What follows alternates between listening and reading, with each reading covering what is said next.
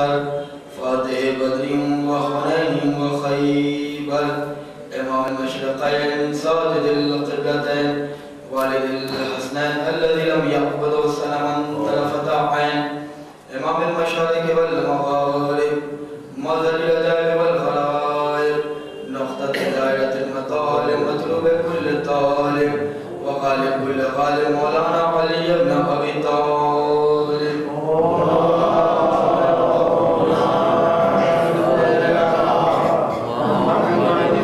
صلاة كثيرة نامية متوالية ومتكسرة ورحمة الله على أعدائهم ومخالفين ومعاندين والشاكين فيهم أجمعين اللهم لم سلم قريش وجبتها وطاقتها وفقها وابنتها الذين خالف أمرك وانكر وحيك وجحد إمامك وعصى رسولك وقلب دينك وحرف كتابك أما بعد فقد قال الله تبارك وتعالى في القرآن المجيد والفرقان الحميد وقوله الحق وهو أصدق الصادقين بسم الله الرحمن الرحيم ويقول الذين كفروا لست مرسلا قل كفى بالله شهيدا بيني وبينكم ومن عنده علم الكتاب صلوات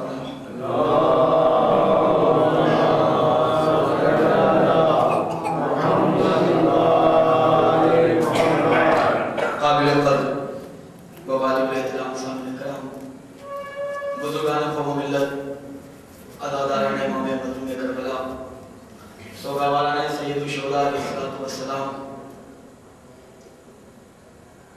منعقدہ عشر مجالس کی پہلی تقریب قرآن اور اہل بیت کے شعراء آفاق موضوع کے ذیل میں آپ کی بالغہ سماعتوں اور مولائی حافظوں کی نظر ہے غازی گروپ کی جانب سے اس عشر مجالس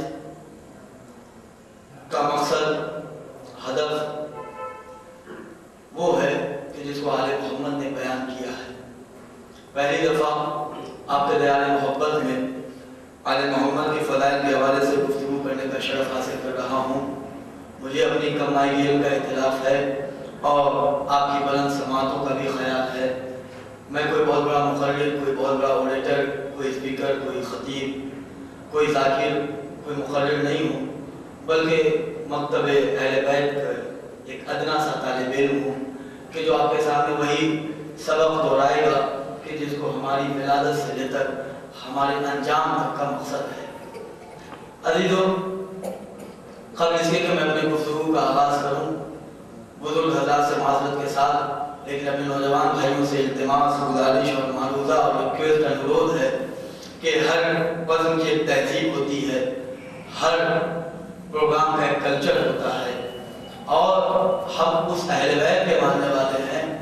کہ جو بلا فضل ہے جہاں فاصلے اچھے نہیں لگتے بزرگوں سے تو میں گزارش نہیں کروں گا لیکن جن کے اندر ابھی ماشاءاللہ غازی اوقات کا پرچم اٹھانے کی قوت ہے ان سے ضرور گزارش کروں گا کہ اگر مجلس ادا کی تہذیب کو مد نظر رکھتے ہوئے میں گزارش کروں پہلے دن عزیزان کرام ایک معاملہ یہ بھی ہوتا ہے قبلہ تشریف فرما ہے کہ پہلے دن کہیں آدمی جاتا ہے تو پہلے ماحول ایسا بن گیا ہے کہ پہلے پتہ کیا جائے کہ جو پڑھنے والا آیا اس کا ٹیسٹ کیسا ہے سنا جائے گا ذرا سا پبلک دو چار لوگ گئے ہوں گے وہ آگے بتائیں گے پھر اگلے دن سے اپنے اعتبار سے تو یہ ہر جگہ کا ماحول ہے اور اللہ کا کرم ہے کہ ہم لوگ جہاں جاتے ہیں اس کے فضائل پڑھتے ہیں کہ جس کے فضائل میں کوئی عیب نہیں ہے ملاحظہ فرمائیں جو بھائی میرے نوجوان باہر تشریف رکھتے ہیں ان کو میں اس گفتگو سے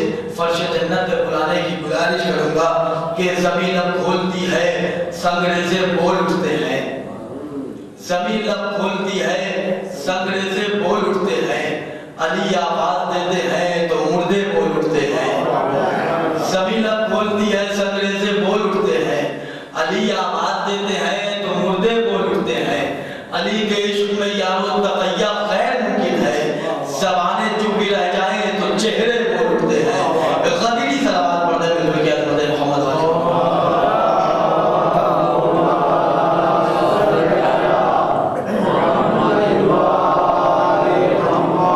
ظہور امام کی تعجیل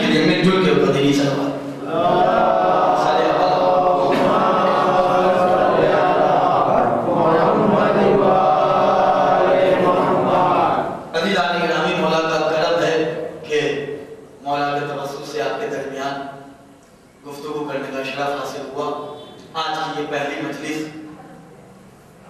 جب سے ہلال محرم فلک پر نمودار ہوا ہے تب سے جس کی ضمیر میں غدیر کا ضمیر ہے وہاں ادائیگی اجر رسالت کا سلسلہ جاری اور ساری ہے۔ یہ بات مسلم ہے کہ جس کا محافظ اللہ ہو اسے گردش حالات کا کوئی خطرہ نہیں رہ جاتا۔ یہی وجہ ہے کہ ذکر حسین کے خلاف اندھک کوششیں ہو رہی تھیں اور ابھی بھی ہو رہی ہیں، ذکر حسین کو مٹانے کی کوششیں ہو رہی تھیں اور ابھی بھی ہو رہی ہیں، مگر ایک جملہ پیش کرنے کا دل چاہ رہا ہے، اتنی کوششیں ہونے کے باوجود ذکر حسین آج اپنے شباب پر ہے۔ جس طرح خار، جس طرح کانٹے گلاب سے گلاب کی خوشبو ختم نہیں کر سکتے، اسی طرح یہ گردش زمانہ غم حسین نہیں مٹا سکتا۔ ایک سلام پڑھے محمد والے محمد پر۔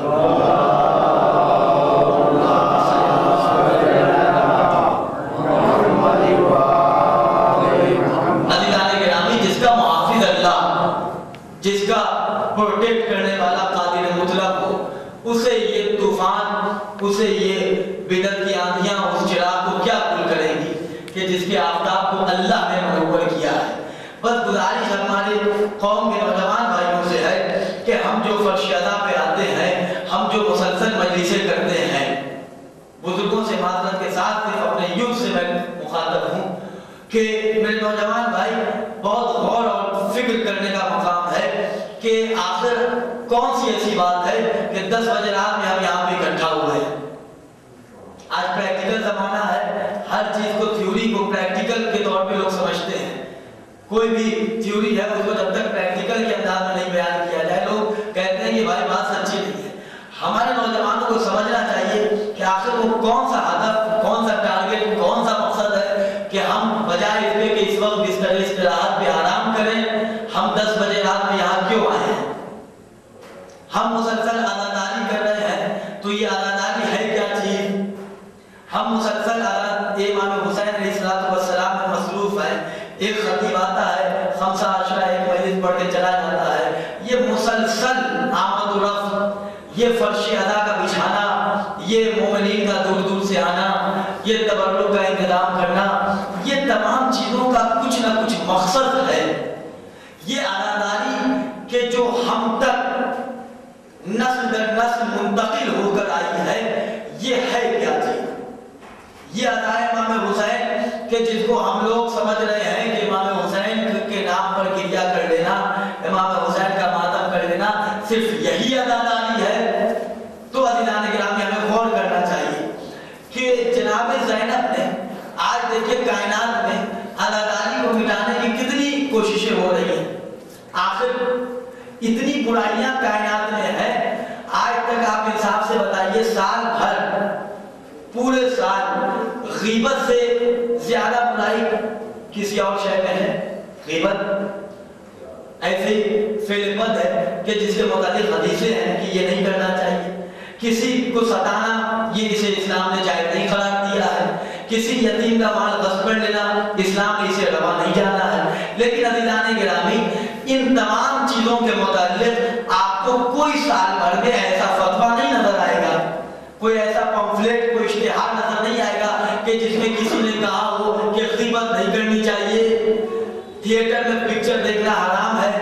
ایسا کوئی الگ سے اشتہار آپ کو نہیں ملتا ہے۔ ہمیں سوچنا چاہیے ہمارے یوتھ کو کہ آخر عزاداری ہے کیا چیز کہ جیسے ہی محرم کا چاند نمودار ہونے والا ہوتا ہے کچھ دنوں پہلے سارے مفتی اپنے اپنے بلوں سے باہر نکل جاتے ہیں۔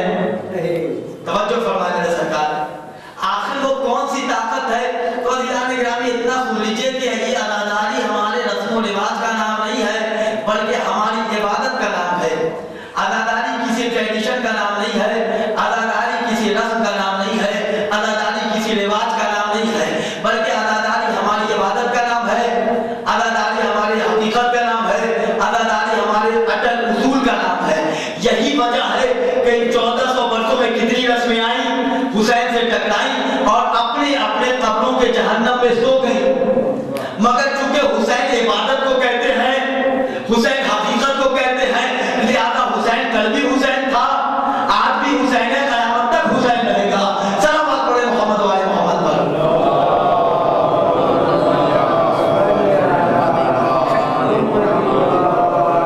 عزاداری کسی رسم و رواج ٹریڈیشن کا نام نہیں ہے، بلکہ ہماری عبادت کا نام ہے۔ آپ پوچھیں گے مولانا دلیل کیا ہے؟ عزیزان گرامی دلیل یہ ہے، آپ بیٹھے ہیں یہاں پہ، میں آپ سے ایک کوشچن پوچھنا چاہتا ہوں، یہ بتائیں کہ ٹریڈیشن رسم و رواج کہتے کسے ہیں؟ رسم رواج ٹریڈیشن کہتے کسے ہیں؟ ہر انسان کہے گا رسم و رواج اسے کہتے ہیں کہ جس میں تبدیلیاں ہوا کرتی ہیں، جس میں چینجنگ ہوا کرتی ہے، یعنی رسم اسے کہتے ہیں جو حالات زمانہ کے تحت اپنے اندر تبدیلیاں پیدا کرتا ہے، جو حالات کے مد نظر چینج ہوتا رہتا ہے، اسے رسم کہتے ہیں۔ عزیزان گرامی 40 سال پہلے جو ہمارے ہندوستان اسی بھاؤنگر میں شادی کا رسم تھا، شادی کا ٹریڈیشن تھا، آج کیا وہی ٹریڈیشن بالکل بے نہیں باقی ہے؟ جو رسم و رواج آج سے 50 سال پہلے تھا، اسی معاشرے میں جہاں زندگی گزار رہے ہیں، آپ کے دادا اور دادا یہی رہتے تھے، آپ ان کے کلچر میں اور اپنے رسم و رواج میں بہت فرق آ گیا ہے۔ لیکن انصاف سے بتائیے گا، بیدار مجمع ہے، اس لیے کہ 10 بجے رات میں ان کو نیند آتی ہے کہ جن کے یہاں کوئی فضائل کا شہنشاہ نہیں ہوتا۔ ہمارے یہاں ماشاءاللہ رات میں بھی آفتاب ہے فضائل کے، دن میں بھی سورج ہے فضیلتوں کا۔ تو عزیزان گرامی سوال کرنا چاہتا ہوں کہ رسم و رواج میں تبدیلیاں ہوا کرتی ہیں، لیکن آپ سے میں سوال کرنا چاہتا ہوں، یہ بتائیے کہ کیا آج جو آپ نماز صبح 2 رکعت پڑھ رہے ہیں، کیا ہمارے پردادا کے زمانے میں 3 رکعت تھی؟ کیا یہ 200 سال پہلے ظہر کی نماز جو آج ہم 4 رکعت پڑھ رہے ہیں، کیا یہ 40 سال پہلے یہ نماز ظہر کیا 7 رکعت کی تھی؟ کیا آج جو ہم خانہ کعبہ کا طواف کر رہے ہیں، توجہ فرمائیں، ایک منزل تک لانا چاہتا ہوں، یہ عزاداری جو ہم کر رہے ہیں آخر کا مقصد کیا ہے؟ یہ جو آج خانہ کعبہ کا لوگ طواف کر رہے ہیں، حج پہ جاتے ہیں، تو کیا وہ جو خانہ کعبہ کا 7 دفعہ طواف ہے، کیا 700 سال پہلے یہ 8 دفعہ ہوتا تھا؟ تو ہر انسان کا مولانا کیسی بات کر رہے ہیں؟ عبادتوں میں تبدیلیاں نہیں ہوا کرتی، رسم و رواج میں چینجنگ ہے، عبادت میں تبدیلی نہیں ہوتی۔ نماز جو 1400 سال پہلے 2 رکعت تھی، وہی آج 2 رکعت ہے۔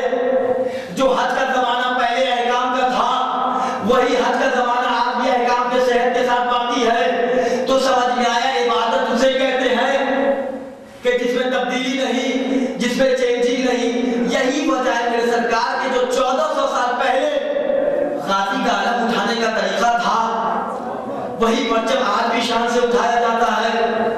جو تابوت کے ہم اٹھاتے تھے، فرش ادا کی جنت کل بچھاتے تھے، یہ مومنین دور دور سے گریہ کرنے امام حسین پہ آتے تھے، آخر تبدیلی کیوں نہیں ہے؟ اس کا مطلب یہ ہے کہ یہ رسم نہیں ہے، عبادت ہے۔ توجہ فرمائیں۔ لیکن عزیزان گرامی، یہ عبادت ہم تک آئی کیسے؟ یہ اللہ کا تحفہ، اللہ کی نعمت ہم تک آئی کیسے؟ توجہ فرمائیں، یہ اللہ کی نعمت ہم تک آئی کیسے اور کس نے ہم تک پہنچایا؟ آج کا زمانہ عزیزان گرامی، پوری دنیا، پورا عالم، پوری کائنات کی صرف اور صرف نگاہ ہماری قوم پر ہے، اور یہ ہماری قوم کی بدنصیبی ہے کہ ہم نے اپنے آپ کو بھلا دیا ہے۔ آج بہت معذرت کے ساتھ بزرگوں سے، لیکن ایک حقیقت بیان کر رہا ہوں کہ ہماری عزاداری، ہمارا نوحہ، ہمارا ماتم، ہماری مجلسیں، عزیزان گرامی، یہ اس طرح کمپٹیشن کے ساتھ ہونے لگا ہے۔ توجہ فرمائیے گا عزیزان گرامی، اس لیے کہ آج اور کل ہمیں انہیں وہ چہرہ دکھانا ہے کہ جنہوں نے قبر میں آنے کا وعدہ کیا ہے۔ اتنے فرش پہ بیٹھے ہوئے آپ، کل میں آپ کا سامنا نہیں کروں گا، یا کل آپ میرا سامنا نہیں کریں گے کہ آج میری مجلس میں بابا کر دے، یا میں دیکھوں کہ آپ کی خوشی کے لیے میں کچھ اچھے نقطے پڑھ کے چلا جاؤں تاکہ اگلے سال پھر آپ بلائیے گا مجھے۔ عزیزان گرامی، اس کے لیے مجلس عزاداری نہیں ہے، توجہ فرمائیے گا۔ عزا امام حسین کا مقصد کیا ہے؟ امام حسین کی عزاداری کا ہدف کیا ہے؟ آج عزاداری میں عزیزان گرامی ہماری قوم میں ایک انجمن والی مجلس کرا رہے ہیں، دوسری جگہ دوسرا خطیب آیا ہے، ہم لوگ کے ساتھ ہوتا ہے، زیادہ پریکٹیکل بات کر رہا ہوں۔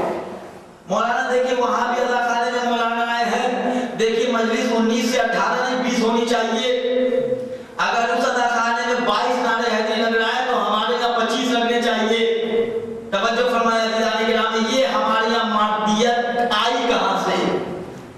جس زینب نے یزید کے دربار میں ملوکیت کے رخسار پہ تماچا مارا، توجہ فرمائے میرے سرکار، جس شہزادی نے یزیدیت کے دربار میں فرش عطا کی جنت بچھا دی اور اس شہزادی نے ہم تک یہ تحفہ پہنچایا، اگر آج ہم انہی کے ساتھ امانت میں خیانت کریں تو ہم سے بڑا بدنصیب کون ہوگا؟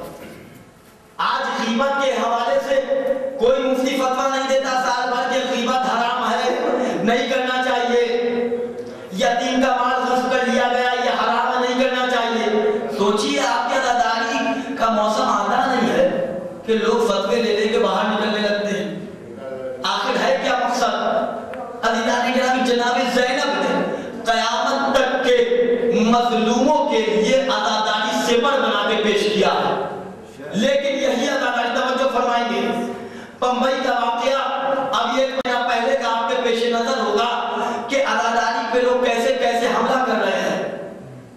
عزاداری کو شہزادی نے عزاداروں اور مظلوموں کے لیے سپر بنا کر پیش کیا، لیکن اسی عزاداری کو ظالموں کے خلاف ہتھیار، اٹیک کرنے کا ایک اسلحہ، ایک ویپن ہے۔ آپ کہیں گے مولانا کیسی بات کر رہے ہیں آپ؟ ابھی آپ کہہ رہے تھے عزاداری ہماری عبادت کا نام ہے، عزاداری ہماری حقیقت کا نام ہے، عزاداری ہماری اٹل اصول کا نام ہے، ابھی آپ کہہ رہے ہیں کہ عزاداری ایک اسلحہ ہے، عزاداری ایک ہتھیار ہے، عزاداری ایک ویپن ہے، تو آپ کی بات میں تو تضاد پایا جا رہا ہے، آپ تو بالکل اپوزٹ گفتگو کر رہے ہیں، یہ کیسے؟ ایک چیز عبادت بھی ہو جائے، ایک چیز اسلحہ ہو جائے۔ عزیزان گرامی، جملہ اپنے ذہن میں محفوظ رکھیے گا، جناب زینب نے قیامت تک کے مظلوموں کے لیے عزاداری سپر بنا کے پیش کیا، لیکن یہی عزاداری ظالموں کے خلاف ایک اسلحہ ہے۔ دلیل کیا ہے؟ آپ پوچھیں مولانا دلیل کیا؟ عزیزان گرامی، اسلحے کا کام کیا ہوتا ہے؟ اسلحہ، ہتھیار، ویپن کا کام کیا ہوتا ہے؟ تو ہر انسان دیکھا یہ سامنے والے کو زخمی کرتا ہے، سامنے والے کو چوٹ پہنچاتا ہے، سامنے والے کو زخمی کرتا ہے۔ عزاداری قیامت تک کے یزیدوں کے لیے ایک اسلحہ ہے۔ اب جو اتنے فتوے آتے ہیں عزاداری کے خلاف، سمجھ میں آیا یہ ظالموں کے خلاف اسلحہ ہے، اور اسلحے کا کام ہوتا ہے سامنے والے کو زخمی کرنا، سامنے والے کو چوٹ پہنچانا۔ اب اس سے بڑی دلیل کیا ہوگی کہ ماتم ہم اپنے کلیجے پہ کرتے ہیں، سینہ باطل کا دکھتا ہے۔ ایک سلامات پڑھے محمد والے محمد پر۔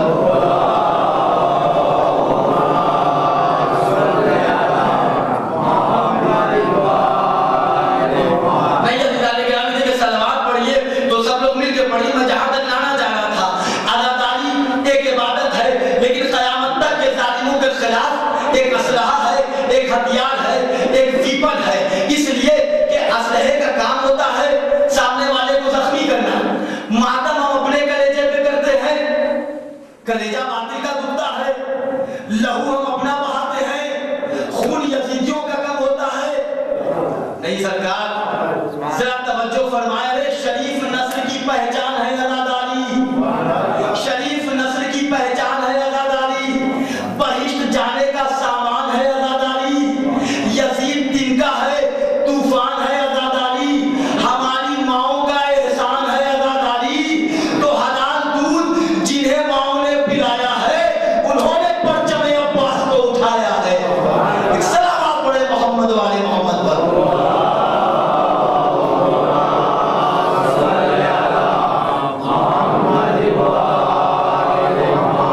عزیزان گرامی، کی عزاداری شہزادی زہرا کی دختر نیک ثانیہ زہرا حضرت زینب کا ایک عظیم تحفہ ہے ہم عزاداروں کے لیے، جس کے ہمیں حفاظت نہیں کرنی کہ ہم یہ کہیں کہ ہمیں عزاداری کو پروٹیکٹ کرنا ہے۔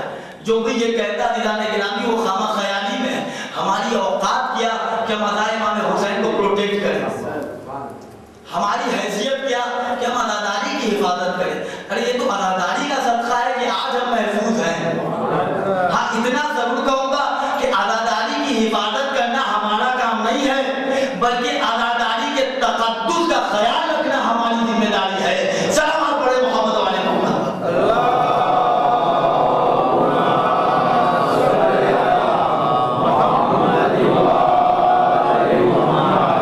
عزاداری کی حفاظت ہماری ذمہ داری نہیں ہے، اس دیکھیں والد سے آج بھی پردے غیب میں ہمیں اس کے تقدس کا خیال رکھنا ہے کہ کہیں ایسا نہ ہو کہ کسی طرف سے انگشت نمائی ہو جائے، کوئی ہماری اس عزاداری جیسی جنت پہ اعتراض کرنے لگے۔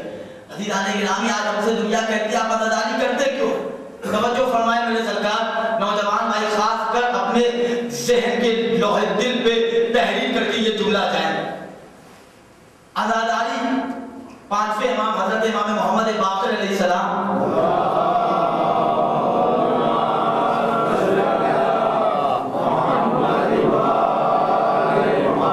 کے فرزند نامدار فرماتے ہیں ہمارے چھٹے امام کہ من دخل شہر المحرم لا یرا ضاحکا۔ توجہ فرمائیے عزیزو، ہمارا مقصد کیا ہے؟ یہ 2 مہینے 8 دن جناب زینب کی اوپن یونیورسٹی میں بیٹھنے والا اسٹوڈنٹ اگر یونیورسٹی کلوز ہونے کے بعد اگر ذرا سا بھی اس کے دامن پہ کب علمی کا دھبا لگ جائے تو عزیزو یہ یونیورسٹی کے پڑھائے ہوئے چیپٹر کا نقص نہیں ہے، یہ ہمیں اپنے دامن میں جھانکنے کی ضرورت ہے کہ جس علی نے آدم کو بولنا سکھایا، جس حسین نے کٹے ہوئے سب سے نوکے نیزہ پہ قرآن کی تلاوت کی، آج حسین کے عزادار 2 مہینے 8 دن یونیورسٹی میں پڑھنے کے بعد کہ اگر قرآن کی تعلیمات سے دور ہیں تو اس کا مطلب یہ ہے کہ معلم میں کوئی قصور نہیں ہے بلکہ طالب علم میں کوتا فہمی ہے۔ توجہ فرمائیے، عزاداری کے حوالے سے کیا فرمایا چھٹے امام نے کہ من دخل شہر المحرم، کہ جیسے محرم کا مہینہ، میں نے پہلے جملہ کہا تھا کہ یہ کوئی رسم و رواج نہیں، اور یہ اپنے ذہن میں بٹھا کے رکھے میں کوئی بہت بڑا خطیب نہیں ہوں، آپ کے بچوں کی حیثیت رکھتا ہوں، اور یہ ہمارے اہل بیت کا کرم ہے کہ ان کے مدرسے میں پڑھنے کے بعد جو علم حاصل ہو جاتا ہے وہ منبر سے بیان کر دیتے ہیں۔ کوئی بہت بڑا اوریٹر اور خطیب کو مد نظر رکھتے ہوئے اس طالب علم کو مت سنیے گا، بس اتنا اپنا چھوٹا بھائی اپنا قوم کا بچہ سمجھ کے سنیں گے آپ۔ من دخل شہر المحرم لا یرا ضاحکا، مولا فرماتے ہیں کہ جب محرم کا مہینہ آتا تھا تو میرے والد کو ہنستے ہوئے کوئی دیکھتا نہیں تھا۔ جیسے ہی محرم کا مہینہ آتا تھا میرے والد کو کوئی ہنستے ہوئے نہیں دیکھتا تھا۔ عزیزوں، مولا تو نہیں بن سکتے ہیں لیکن مولا کے غلاموں کے لپٹے ہوئے جوتی سے مس شدہ گرد پاک کے صدقہ تو بن سکتے ہیں۔ مولا نے کہا کہ ہمارے والد کو کوئی عزاداری کہتے ہیں کسی عزیزوں، آج کی مجلس تمیدی ہے اور ہمارے نوجوان کو اپنے کردار کو آل محمد کی سیرت کے آئینے میں ڈھالنے کی ضرورت ہے۔ پورا مہینہ گزر جاتا تھا میرے والد کو کوئی ہنستے ہوئے نہیں دیکھتا تھا۔ آج کا زمانہ کتنا پرآشوب ہے، مجلس ہو جاتی ہے دیرانے گرامی، دنیا اعتراض جو کر رہی ہے ہم پر کیوں کر رہی ہے سنیے آپ۔ آج دنیا کے لیے کیسے عزادار ہے، ماتم ہوتا ہے ان کے یہاں مجلس ہوتی ہے، پریکٹیکل جملہ سنیے گا اور اگر غلط بات ہو تو آپ یہیں پہ ٹوک دیجیے گا مجھے۔ فرش ادا بچ گیا، مجلس شروع ہو گئی دیرانے گرامی، ادا خانے کے اندر کچھ مومنین آ گئے، ادا خانے کے باہر کچھ ہمارے نادان قسم کے نوجوان بھائی باہر سیر و تفریح کر کے گفتگو کر رہے ہیں، اندر جناب قاسم کے پامال لاش کے مسائب ہو رہے ہیں، مائک سے آواز باہر جا رہی ہے، دنیا تک آواز آ رہی ہے کہ اندر حسین کے عزادار بیٹھے ہوئے ہیں کہ جہاں علی اکبر کا مسائب ہو رہا ہے، اور وہی دنیا دیکھ رہی ہے کہ یہی مسائب کے باہر والے لوگ لباس سیاہ پہنے ہوئے ہیں لیکن یہی شہر کے باہر ذرا کھڑے ہیں، ہنس ہنس کے گفتگو کر رہے ہیں، اسموکنگ کر رہے ہیں۔ عزیزان گرامی، دنیا کہتی ہے کہ بھائی کیسی عزاداری آپ کی، آخر اندر مجلس ہو رہی ہے آپ باہر کر کے آ رہے ہیں۔ فیشن ہو گیا ہے، یہ چلن کہاں سے آیا کہ نہیں بھائی مجلس میں نہیں جائیں گے، مسائب ہوگا تب ہم لوگ چلیں گے انجمن لے کے۔ ارے اب یہ مسائب کے 5 منٹ باقی ہے تب ہم گھر سے نکلیں گے۔ توجہ فرمائیے عزیزان گرامی، ہر ایک کو شہزادی زہرا کو منہ دکھانا ہے، جتنے لوگ یہاں بیٹھے ہیں سب کو جناب زینب کا سامنا کرنا ہے، اللہ کرے کہ ہم ان کے سامنے سرخرو ہو کے جائیں۔ مجلس ہو رہی ہے ادا خانے کے باہر، کچھ نادان قسم کے، سب کو تو میں نہیں کہوں گا، ذرا سا نادانی کے حوالے سے باہر کھڑے ہیں کہ نوحہ ہونے لگے تب جائیں، انجمن ایک انجمن ماتم کر رہی ہے ہم کیوں جائیں؟ ارے وہ انجمن والے ہماری انجمن تھوڑی ہے عزیزو، انجمن کو بانٹا اس لیے گیا تاکہ اگر ایک انجمن والے تھک جائیں تو دوسرے والے ماتم کریں، لیکن فیشن ایسا آ گیا ہے کہ ایک انجمن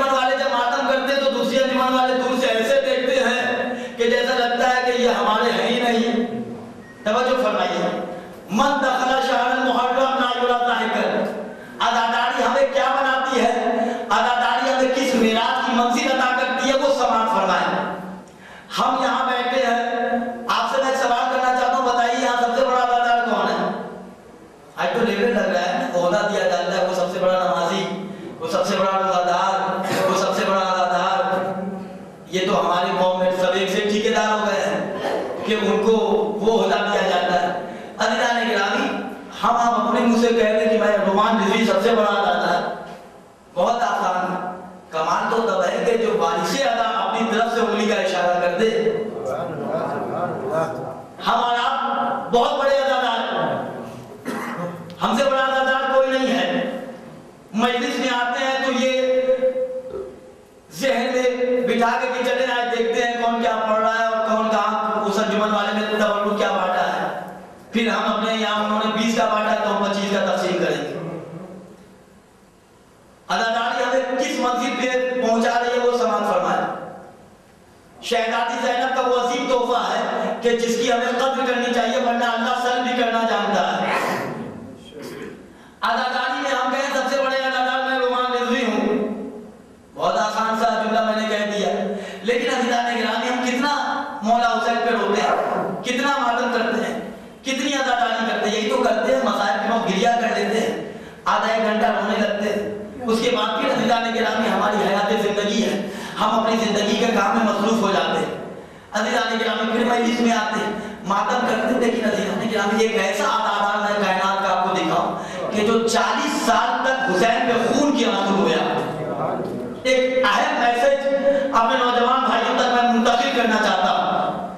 ایک کائنات کا ایک ایسا عزادار ہے کہ جو 40 سال وضو کا پانی آتا تھا, آنکھوں سے لہو کا دریا ٹھاٹے مارتا ہوا جاری ہو جاتا تھا. عزیزان گرامی, کائنات کا وہ عزادار سب سے بڑا یہ ہم ہے.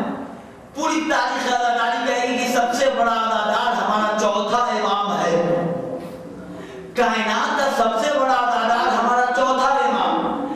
عزیزوں, عصمت کے خاندان میں کوئی امام عبادت میں کسی سے کم نہیں, سجدے میں کوئی کسی سے کم نہیں. توجہ فرمائیے گا, شب داری میں ہم رات بھر مصروف رہے, رات بھر ہم یہاں سے وہاں جمعہ لے کے گئے, یہاں سے وہاں ماتم لے گئے. عزیزان گرامی, میں سب کو نہیں انکلوڈ کر رہا ہوں, کچھ نادان قسم کے لوگ, پوری رات بھر شب داری ہوتی گئی, نماز صبح قضا ہو گئی.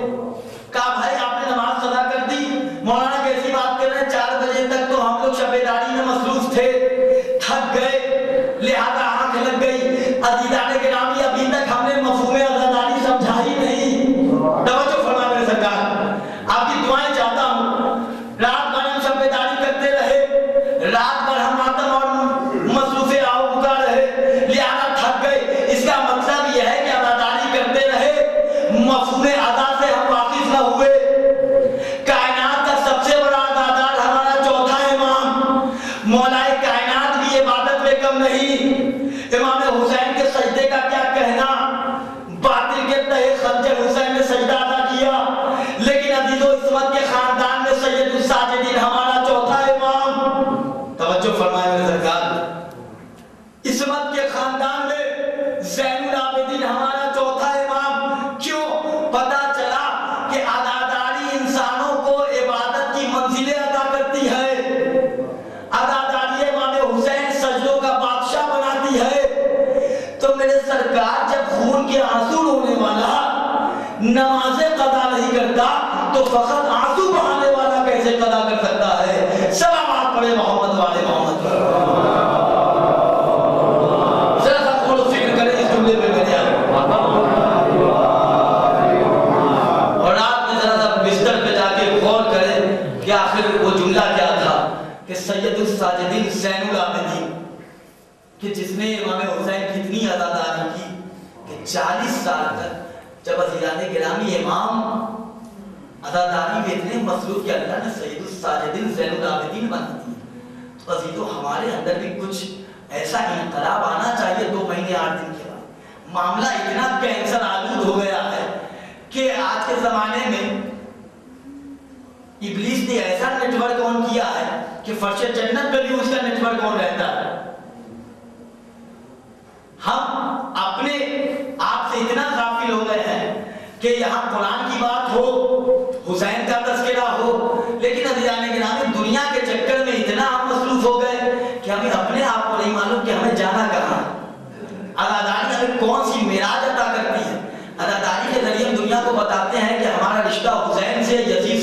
تعلق نہیں ہے. لوگ کہتے ہیں کیوں عزاداری کرتے ہیں کہ آپ یزید کو سرعام سزا دے دیں گے؟ کیا یزید کو آپ سرعام روڈ پہ بلا کر آپ اسے فنار کرنے والے؟ ہم نے کہا نہیں، ایسا ویسا تو ہم کرنے والے نہیں ہیں. لیکن عزاداری آپ کرتے کیوں ہیں؟ عزاداری ہم اس لیے کرتے تاکہ قیامت تک کے یزیدیوں کو بتا دیں کہ ہمارا رشتہ یزید سے نہیں ہے، حسین سے ہے. کیسے؟ قرآن کے حوالے سے بات کر رہا ہوں. آپ نے جناب ابراہیم کا واقعہ سنا ہوگا. جناب ابراہیم اللہ کے خلیل، اللہ کے نبی کا نام ہے. جناب ابراہیم کو جب آگ میں نمرود نے ڈالا تو نمرود نے جب آگ میں ڈالا تو وہ آپ نے شعلہ سنا ہوگا کہ آگ کیسی بھڑکتی ہوئی آگ تھی. ہم عزاداری کیوں کر رہے ہیں اور اس سے ہمارا ہدف کیا؟ وہ سامان فرمایا دلانے کے لیے. ابلیس کا یہ نمائندہ نمرود نے ابراہیم کو آگ میں ڈالا.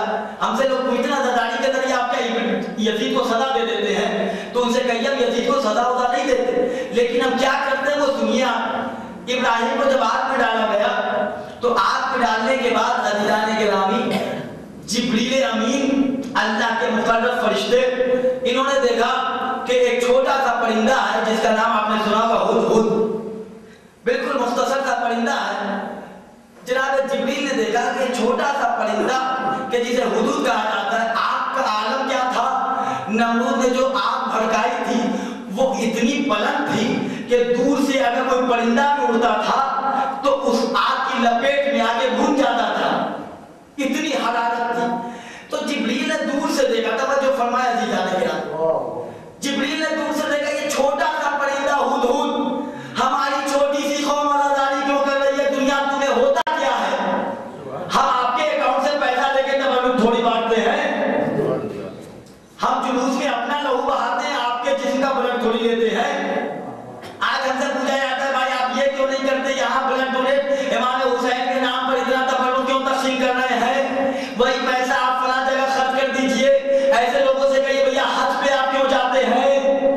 وہی پیسہ کسی یتیم کی شادی میں لگا دیجئے. ہر معاملہ آپ کو عزاداری امام حسین کی سے اتنی عداوت ہے کہ ہر چیز کمپٹیشن امام حسین کے معاملے میں ہوتا ہے. ہم عزاداری کر رہے ہیں. ابراہیم کو آگ میں ڈالا گیا. جبریل نے پوچھا ہے ہدہد، ہدہد چھوٹا سا پرندہ، آگ کے شعلے کتنے بھڑک رہے تھے؟ توجہ فرمائیے تھی. اتنی حرارت تھی کہ دور سے اگر کوئی مخلوق الہی گزر جائے تو اس آگ میں بھون جائے، جل جائے. جبریل نے دیکھا کہ ہدہد چھوٹا سا پرندہ، پرندے کی منقار چونچ کتنی چھوٹی ہوگی، بالکل مختصر تھی. اس چونچ میں آپ بتائیے پانی کتنا ہوگا؟ کیا 4-5 لیٹر 1 لیٹر پانی ہوگا اس ہدہد کے چونچ میں؟ ایک آدھ قطرہ ہی تو رہا ہوگا. جبریل نے کہا کہ ہدہد یہ پانی چونچ پہ بھر کے تو کہاں جا رہا ہے؟ تو ہدہد نے بڑے پیارے انداز میں کہا، اور عزیزان گرامی قیامت تک ہمارے سے جو پوچھتے ہیں کہ بھائی آپ عزاداری کرتے کیوں ہیں کہ آپ یزید کو سزا دے دیں گے، ان کو آپ جواب ہدہد کا دے دیجئے گا. ایسے لوگوں کو پرندوں کا ہی جواب سننا چاہیے. ہدہد نے کہا کہ میں جا رہا ہوں جناب ابراہیم کی آگ کو بجھانے. جس آگ میں نمرود نے ابراہیم کو ڈالا اس آگ کو بجھا دے. جبریل مسکرانے لگے، ارے ہدہد مذاق کر رہا ہے تو؟ بھلا وہ آگ دیکھ اور تو اپنی حیثیت صلاحیت دیکھ. اتنا چھوٹا سا تو خود ہے، اس کے بعد اتنی چھوٹی سی چونچ اور اس میں 1 قطرہ پانی. یہ دن کے اجالے میں یہ ایسی بات خیریت تو ہے؟ تو ہدہد مسکرا کے کہتا وہ تو جبریل مجھے بھی معلوم ہے میری اوقات کیا ہے. وہ تو میں بھی جانتا ہوں کہ میرے اس پانی سے یہ آگ بجھنے والا نہیں ہے. توجہ فرمایا عزیزان گرامی. بس میں اہل بیت میں بیٹھے تو انجان بن کر نہیں، سلمان بن کر بیٹھیے. ہدہد کہتا وہ تو مجھے بھی معلوم ہے. توجہ فرمائیے، وہ تو مجھے بھی معلوم ہے کہ میں اس آگ کو بجھا نہیں سکتا، اس شعلے کو گل نہیں کر سکتا.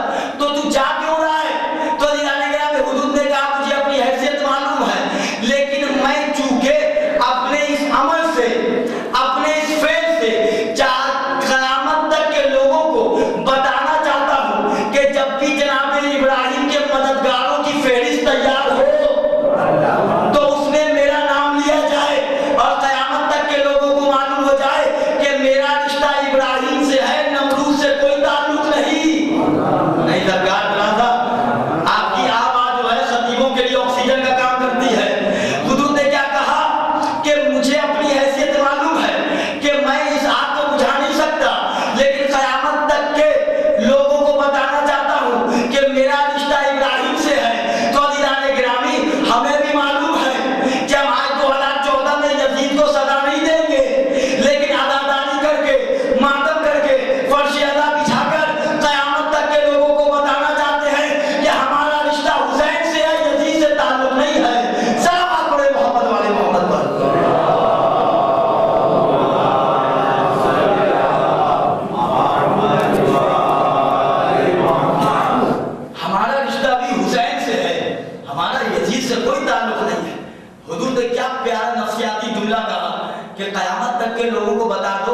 جب ابراہیم کے مددگاروں ناصروں کا نام آئے تو اس میں ایک نام میرا بھی آئے.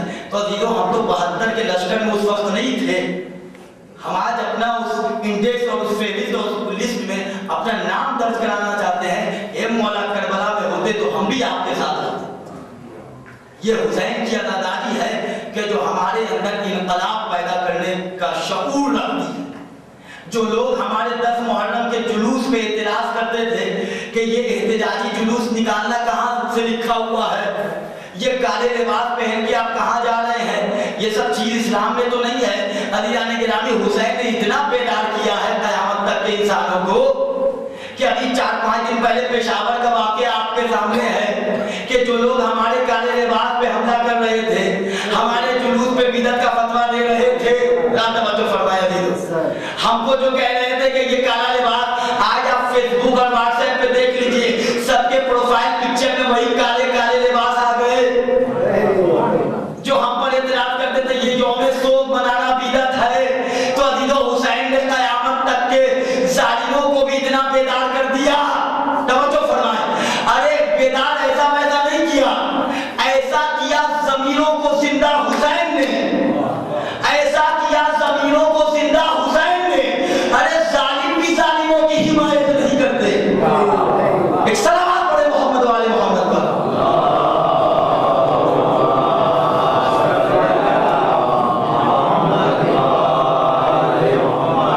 حسین نے اتنا بیدار کر دیا کہ یہ جو آج احتجاج کر رہے وہ بھی کسی ظالم سے کم تھوڑی ہے, لیکن یہ تو حسین تیری کربلا کا انقلاب ہے کہ آج ظالم بھی ظالم کی حمایت نہیں کرتا. ہم سے مت پوچھو عزاداری ہمیں کیا دیتی ہے, ہمیں کربلا کیا سکھاتی ہے, بلکہ تم اپنے دامن میں دیکھو کہ کربلا کو ہٹا دو تو تمہارے پاس کیا رہے گا, اسلام کی تاریخ میں کیا رہے گا. ہم سے مت پوچھو. اعتراض کیسے کیسے اعتراضات عزیزان گرامی ہوتے ہیں. بس ہمارے نوجوانوں کو اپنے آپ کو اتنا براٹ اپ کرنا ہے کہ ہمیں ویسا بننا ہے جیسا مختار کی تلوار چل رہی تھی یزید کے اوپر, اس طرح شرر پار ذوالفقار کی طرح چلے. کوئی سوال ہو, اور ضروری نہیں ہے کہ جیسا سوال ہو ویسے ہی آپ جواب, ہر جواب قرآن اور حدیث سے دیجیے. کچھ نفسی قبلہ تشریف فرما ہے, کہیں جواب نفسی بھی دیا جاتا ہے. کوئی سوال اگر کوئی کر دے فوراً, آج کل تو ہر تک بھائی آپ یہ کیوں کر رہے ہیں, تو فوراً نہیں کہ قرآن سے اور حدیث سے آپ حوالہ لائیے, جیسا سوال ویسا جواب. آپ سے ہم سے کہا جاتا ہے بھائی حسین کو جب معلوم تھا کہ جب ہم کربلا میں شہید ہو جائیں گے تو گئے کیوں. حسین کو جب معلوم تھا کہ خیمے میں آگ لگا دی جائے گی تو جان بوجھ کر اپنے آپ کو ہلاکت میں ڈالنا, یہ تو حسین جان بوجھ کر گئے تھے نا. کہا جاتا ہے نا یہ کہ حسین کو جب معلوم تھا کہ علی اصغر کے گلے پر سے شعبہ تیر چلے گا تو حسین لے کے گئے کیوں. عزیزان گرامی, ان کا سوال ہے نا, ان کا جواب ایسے دیجیے جی بے شک حسین کو معلوم تھا کہ ہم کربلا میں جائیں گے شہید ہو جائیں گے. حسین کو بے شک معلوم تھا کہ ہمارے خیمے میں آگ لگائی جائے گی, لیکن گئے کیوں. اللہ کو معلوم تھا ابلیس انکار کرے گا, پیدا کیوں کیا. فرعون خدائی کا دعویٰ کرے گا, خل کیوں کیا. نمرود میرے ابراہیم کو آگ میں ڈالے گا, خل کیوں کیا. تو جیسا وہاں جواب ویسا ہمارا جواب. ایک سلامات پڑھے محمد والے محمد پر. اہل بیت نے ہمیں دل تشنا نہیں رکھا, ہمیں کوشش یہ کرنی کہ اہل بیت نے جو کتابیں ہمیں دی ہیں, جو کتابیں عزاداری ہم تک پہنچائی ہے, ان کتابوں کو ذرا کھولے تو, ان کتابوں کو ذرا اپنی آنکھوں کے سامنے لائے تو تبھی تو ہماری آنکھوں کی روشنی میں اضافہ ہوگا. الٹی سیدھی چیزوں کو دیکھنے سے آنکھ ظاہر ہو رہی ہے. ان چیزوں کو پڑھیں کہ جو ہماری قبر میں کام آئے, ایسی چیزیں ہم اپنے اندر پیدا کریں کہ جس کے وسیلے سے عزیزان گرامی ہم مولا کائنات کے سامنے جائیں تو سرخرو ہو کر جائیں. یہ آج کی تمہیدی مجلس مولا تمام عزاداروں کو, اور جہاں جہاں بھی عزاداری ہو رہی ہے, اللہ آل محمد کے صدقے میں انہیں اپنے حفظ و امان میں رکھے, تمام روضہ مقدسہ کی حفاظت کرے. جو بھی عزاداری کے خلاف بول رہا ہے اللہ اسے نیست و نابود کرے.